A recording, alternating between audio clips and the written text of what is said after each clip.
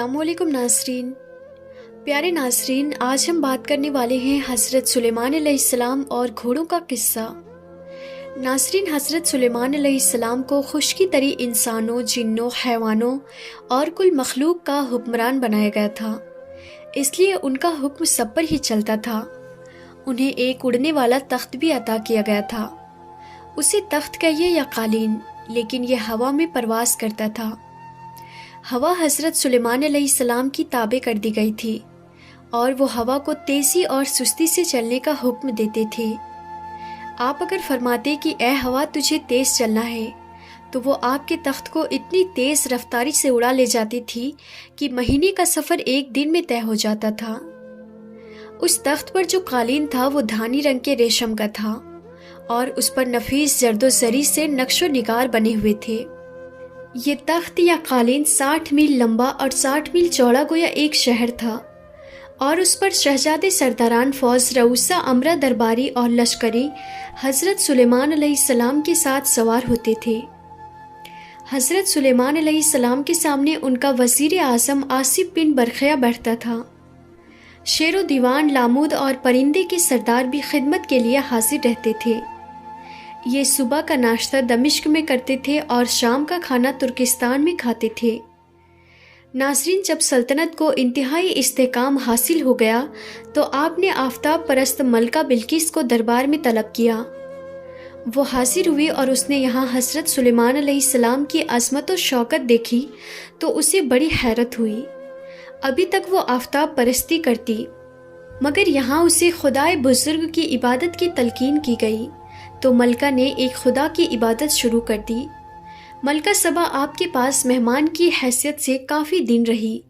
उसने हज़रत सुलेमान अलैहिस्सलाम के अजीब व ग़रीब शहरनुमा तख्त को देखा तो उसे ख्वाहिश हुई कि वो भी इस तख्त पर उसके साथ सैर व सफ़र करे।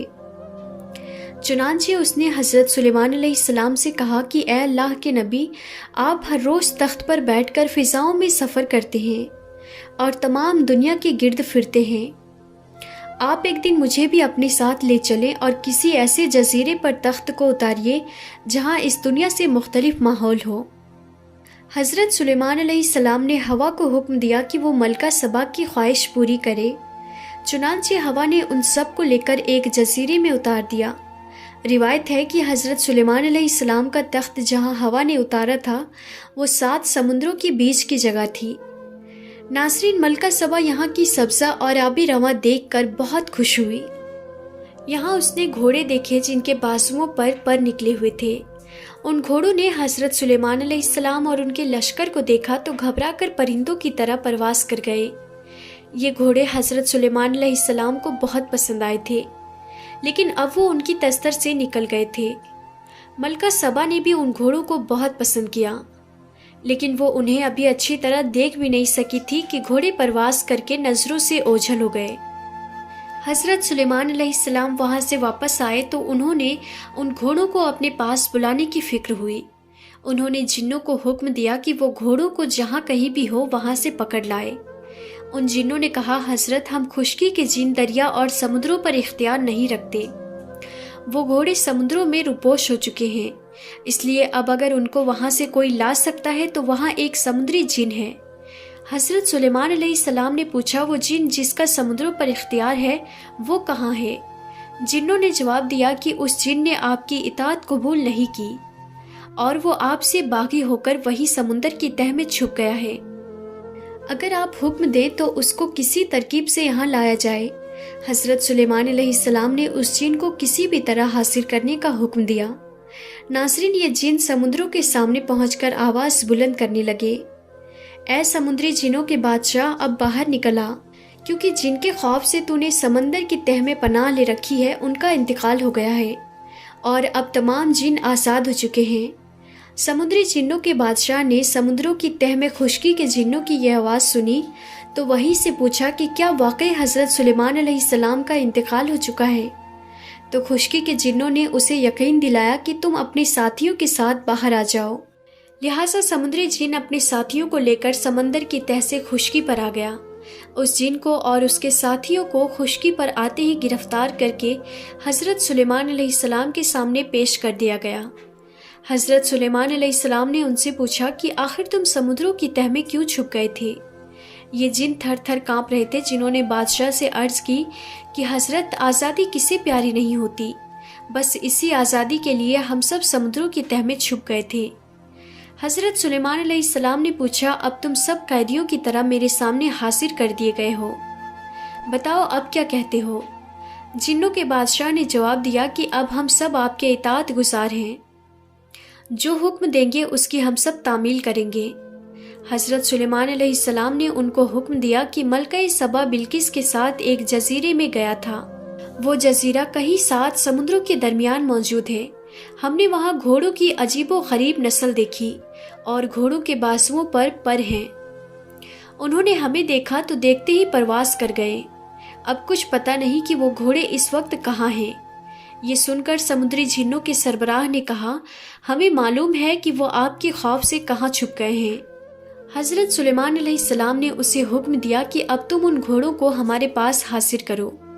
لیکن ان جنوں نے ایک عجیب دشواری بیان کی کہ اے اللہ کے نبی، ان گھوڑوں تک ہماری رسائی نہیں۔ جس طرح آپ نے عقل و حکمت سے ہمیں بلایا ہے، اسی طرح انہیں بھی یہاں لایا جا سکتا ہے۔ حضرت سلیمان علیہ السلام نے پوچھا، تم ان پر اختیار کیوں نہیں رکھتے اور وہ تمہارے قابو میں کیوں نہیں ہے؟ جنوں کے بادشاہ نے جواب دیا کہ اے حضرت، وہ گھوڑے ہماری طرح پانی میں چھپ گئے ہیں، بس کسی وقت سمندر سے نکل کر ایک چشمے پر پانی پینے کے لیے پہنچ جاتے ہیں۔ اب اگر کوئی ایسی ترکیب کی جائے کہ چشمے سے پانی پینے کے دوران انہیں قید کر لیا جائے تو ممکن ہے آپ انہیں حاصل کر لیں۔ ناظرین، سمندری جنوں کے سربراہ نے ایک ترکیب بتائی کہ آپ چند جنوں کو میرے ساتھ کر دیجئے، تاکہ جس چشمے سے وہ دریائی گھوڑے پانی پیتے ہیں اس سے پانی نکلوا کر وہاں شراب بھر دی جائے۔ اس لیے جب وہ گھوڑے چشمے کی شراب پئیں گے تو نشے میں بے بس ہو جائیں گے۔ اس حالت میں ہم ان سب کو گرفتار کر کے آپ کی خدمت میں حاضر کر دیں گے۔ لہٰذا جن اپنے ساتھیوں کے ساتھ اس چشمے پر پہنچا اور اسے خالی کر کے اس میں شراب بھر دی گئی۔ پھر سب انتظار کرنے لگے۔ کافی دیر کے بعد کچھ گھوڑے سمندر سے باہر نکلے اور چشمے پر پہنچ گئے۔ جنہوں نے ان گھوڑوں کی گنتی کی، یہ کل 40 تھے۔ ان 40 جوڑوں نے جی بھر کر چشمے کی شراب پی۔ پھر کچھ ہی دیر میں انہیں نشہ چڑھنے لگا تو وہ لگے الٹی سیدھی حرکتیں کرنے۔ اس دوران جنوں کے بادشاہ نے ساتھیوں کو حکم دیا کہ ان سب کو گرفتار کر لیا جائے۔ چنانچہ ان گھوڑوں کو باندھ کر بے بس کر کے حضرت سلیمان علیہ السلام کی خدمت میں پیش کر دیا گیا۔ ناظرین، یہ عصر سے کچھ پہلے کا واقعہ ہے جب انہیں حضرت سلیمان علیہ السلام کی خدمت میں پیش کیا گیا۔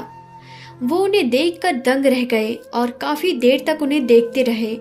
ان کی معافیت کا عالم یہ تھا کہ وہ عصر کی نماز بھی نہیں پڑھ سکے اور ان دریائی گھوڑوں کی لطافت اور خوبیاں دیکھتے رہے۔